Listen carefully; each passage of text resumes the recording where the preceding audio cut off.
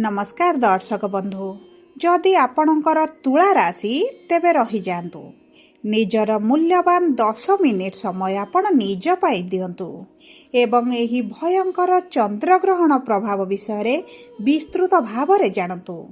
देखंतु एही वर्षर प्रथम चंद्रग्रहण मार्च मास 3 तारिख मंगलवार दोल पूर्णिमा दिन हेबाकु जाउछि एवं एहा ग्रस्तदय चंद्रग्रहण रहिबो जहाँ पूर्व चंद्रग्रहण ठारू बहुत अधिक भिन्न अटे किंतु एही चंद्रग्रहणटी राति रे न होई दिन रे हेबा पाई जाउछि जहाँ बहुत अधिक विरल अटे एवं दीर्घ 139 वर्ष परे एही जागतिक दृश्य घटित हेबा पाई जाउछि एवं चंद्रग्रहण आरंभ हेबो 2 ବା 3 घटिका 20 मिनिट रे एवं मोक्ष हेबा पाई जाउछि संध्या 6 घटिका 46 मिनिट रे एवं एही विरल बा भयंकर चंद्रग्रहण बहुत अधिक शुभदायक रहिबो 12 गोटी राशि मध्यरु 6 गोटी राशि रा व्यक्ति विशेषक पाई एवं अन्य 6 गोटी राशिक उपरे बहुत अधिक खराब प्रभाव पकाइबा पाई जाउछि। तेबे आपणक पाई खराब प्रभाव पड़िबो ना शुभ प्रभाव पड़िबो आपण सही भाग्यशाली राशिंक मध्यरे रहिचंती किंबा आपणकर भाग्य दुर्भाग्य रे परिणत हेबा पाई जाउछि एही वीडियो रे विस्तृत भाव रे आलोचना करिबा एवं जदि आपणकर राशिटी सही दुर्भाग्यशाली राशि भितर जिवो तेबे मध्य आपनको किछटा सहज उपाय बा प्रतिकार जणाइबी कारण एही ग्रहण परठारू एही ग्रहणर प्रभाव रे आपणकर धन मान जस हानि हेबार बहुत अधिक संभावनाटी बढ़ी जाउछि। तेबे विलंब न करी आसंतु कार्यक्रमटी को आरंभ करिबा एवं जानिबा एही ग्रहणटी आपणक पई की प्रकार फल प्रदान करिबो किंतु वीडियोटी आरंभ करिबा पूर्वरु जदि आपणकर भी तुला राशि होई थाए एवं आपण भी ईश्वर को आंतरिक भक्ति एवं विश्वास करती तेबे वीडियोटी को लाइक करंतु कमेंट बॉक्स रे जय जगन्नाथ जय मां लक्ष्मी अवश्य लिखि दियंतु ता सहित आम सह जोगाजोग करिबा पई वीडियोर मध्य भाग रे एक व्हाट्सएप नंबर टी दिया जायछि जो नंबर साहाय्य आपण आम सह जोगाजोग करी निजर नूतन कुंडली प्रस्तुत करि परिबे कुंडली विश्लेषण कराई परिबे किंबा आपणकर चाकरी विवाह व्यवसाय प्रेम संपर्क शिक्षा स्वास्थ्य को नहीं किछि समस्या रहिछि ताहार सहजरे एवं स्वल्प मूल्य रे समाधान करि परिबे सेतिपई आपण आम सह वीडियोर शेष पर्यंत जोड़ी होई रुहंतु एवं व्हाट्सएप नंबर माध्यम रे आम सह जोगाजोग करी खूब कम मूल्य रे आपणक समस्यार समाधान करंतु। एबे आसंतु कार्यक्रमटी को आगकु बढ़ाइबा एवं जानिबा ग्रहणर प्रभावटी आपणक जीवनर केउ केउ क्षेत्र को प्रभावित करिबा पई जाउछि। देखंतु ग्रहण आपणक राशिर एकादश भाव रे लागिबा पई जाउछि माने सिंह राशि रे किंतु एकादश भाव जेहेतु आपणक मनस्कामनार आपणक प्रॉफिट रो इच्छा अभिलाषर भाव अटे तेणु करी सेही गृहटी बहुत अधिक प्रभावित हेबो। तेबे सर्वप्रथमे जानिबा आपणकर स्वास्थ्य किभଳି रहिबो।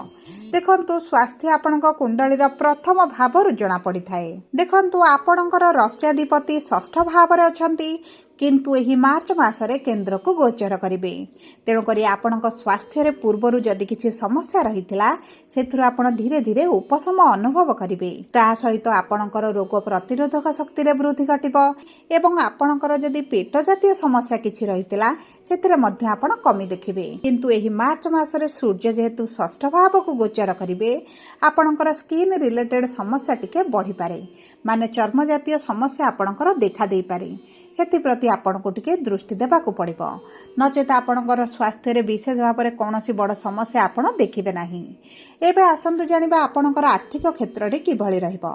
देखंतु आपणकर अर्थाधिपति हेउछन्ते मंगल एवं मंगल आपणकर पंचम भाव रे विराजमान करिसंती तेणु करी अर्थ को नै आपणकर जदि समस्या चलीची आपण सेथिरु आगामी 45 दिन मध्य निश्चित भाव रे बाहर को आसीबे। आपणकर अर्थ को नै जदि आपणकर किछि कार्यटी अटकी रहिची आपण ଆପଣଙ୍କର ଅର୍ଥର ସମସ୍ୟା ପାଇଁ ଆପଣ ଯଦି ବହୁତ ଅଧିକ ଚିନ୍ତିତ ରହୁଛନ୍ତି ତେବେ ସେହି ସବୁ ବିପରୀତ ପରିସ୍ଥିତିରୁ ଆପଣ ବାହାରକୁ ଆସିବେ।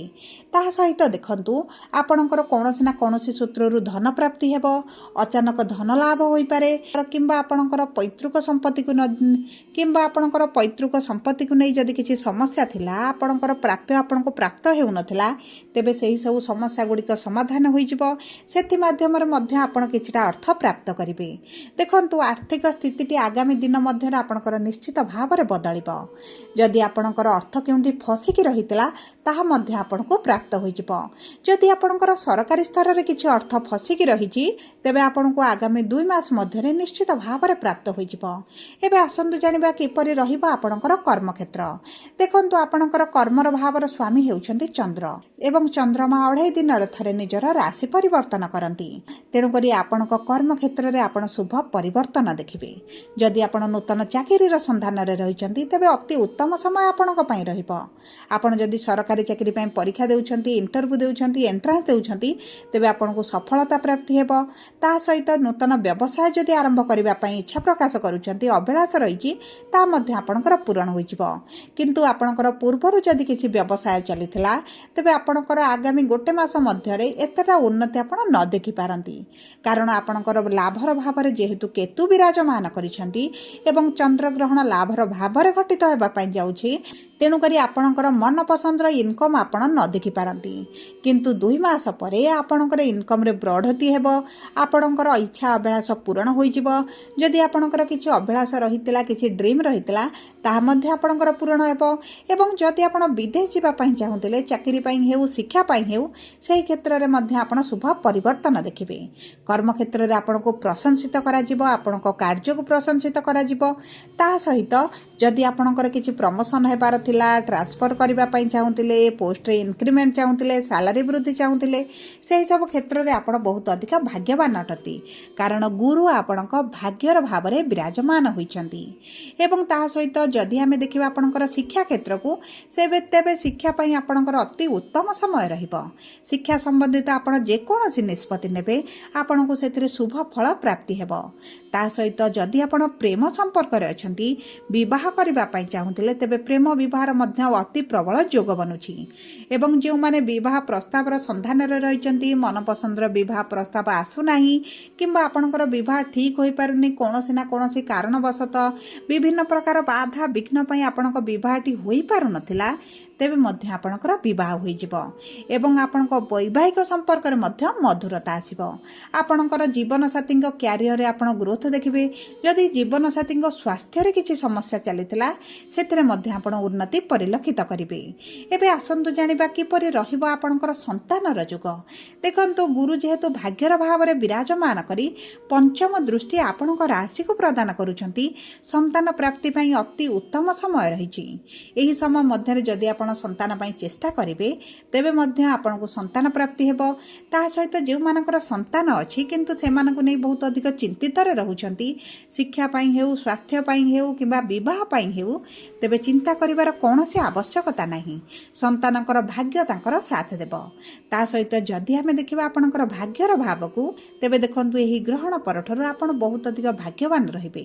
ଆପଣଙ୍କ ଠାରୁ 2 ପାଦ ଆଗରେ ଆପଣଙ୍କ ଭାଗ୍ୟ ଚାଲିବ। ଯଦି ଭାଗ୍ୟ ଭରସାରେ କିଛି କାର୍ଯ୍ୟ କରନ୍ତି ତେବେ ଆପଣଙ୍କୁ ଶୁଭ ଫଳ ପ୍ରାପ୍ତି ହେବ। ଯଦି ଆପଣ ନୂତନ ଗାଡ଼ି, ଘର, ଯାନ, ବାହନ କିମ୍ବା କିଛି ଭୂମି କିଣିବା ପାଇଁ ଚାହୁଁଛନ୍ତି, ତେବେ ଅତି ଉତ୍ତମ ସମୟ ଆପଣଙ୍କ ପାଇଁ ରହିବ। ସବୁ ପରେ ଦେଖନ୍ତୁ ଅଶୁଭତ୍ୱକୁ ଦୂର କରିବା ପାଇଁ ଆପଣ ପ୍ରତିଦିନ ହନୁମାନ ଚାଳିଶା ପାଠ କରନ୍ତୁ ଏବଂ ବିଶେଷ ଭାବରେ ଏହି ଚନ୍ଦ୍ରଗ୍ରହଣ ସମୟରେ ଆପଣ ବିଷ୍ଣୁଙ୍କର ସହସ୍ରନାମ ହେଉ କିମ୍ବା ଓಂ ନମଃ ଶିବାୟ ମନ୍ତ୍ରଟିକୁ ପାଠ କରନ୍ତୁ। ତା ସହିତ ପାଖରେ ହଳଦୀ ରଙ୍ଗର ରୁମାଲଟେ ରଖନ୍ତୁ। ଗୁରୁବାର ଦିନ ହଳଦୀ ରଙ୍ଗର ଖେଚୁଡ଼ି ବନାଇ ମହାଦେବଙ୍କ ପାଖରେ ଭୋଗ କରି ଛୋଟ କନ୍ୟାମାନଙ୍କୁ, ଛୋଟ ଶିଶୁମାନଙ୍କୁ ଦାନ କରିଦିଅନ୍ତୁ ଏବଂ ଚେଷ୍ଟା କରନ୍ତୁ ଆପଣ କୁକୁରମାନଙ୍କୁ ପ୍ରତିଦିନ ଖାଦ୍ୟ ଦେବା ପାଇଁ। ଏହା ଆପଣଙ୍କ ପାଇଁ ଅତି ଉତ୍ତମ ରହିବ। ଯଦି ଆପଣଙ୍କର ତୁଳା ରାଶି ହୋଇଥାଏ, ଭିଡ଼ିଓଟି କିଭଳି ଲାଗିଲା କମେଣ୍ଟ ବକ୍ସରେ ଲେଖି ଜଣାନ୍ତୁ। ଯଦି ଆପଣଙ୍କ ପ୍ରିୟଜନଙ୍କର ତୁଳା ରାଶି ହୋଇଥାଏ, ଭିଡ଼ିଓଟି ତାଙ୍କ ସହିତ ସେୟାର କରନ୍ତୁ।